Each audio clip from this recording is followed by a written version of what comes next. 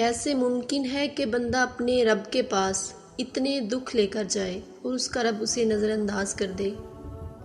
کیسے ممکن ہے کہ اس کا بندہ اتنے کٹن لمحات سے گزرا ہو اور اس کا رب اسے منزل تک نہ پہنچائے؟ اور بھلا یہ کیسے ممکن ہو سکتا ہے کہ اس کا بندہ کوئی فریاد لے کر جائے، آنسو بہائے، تو رب اس کی فریاد کو پورا نہ کرے؟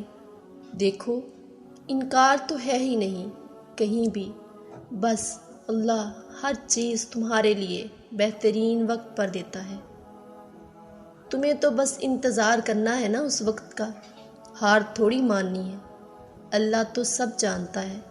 پھر مایوس مت ہوا کرو، اللہ کو مایوسی پسند نہیں۔ سوچو، تمہاری آواز زمین سے 7ویں عرش تک سنی جا رہی ہے، تمہاری یہ آہیں، یہ آوازیں عرش پر گونج رہی ہیں۔ کتنا حسین تصور ہے نا، بس اسی طرح مانگتے رہو، ہمت مت ہارنا۔ وہ چیز چاہیے تو بس ڈٹ جاؤ اپنی دعا پر، گونجنے دو عرش کو اپنی آواز سے۔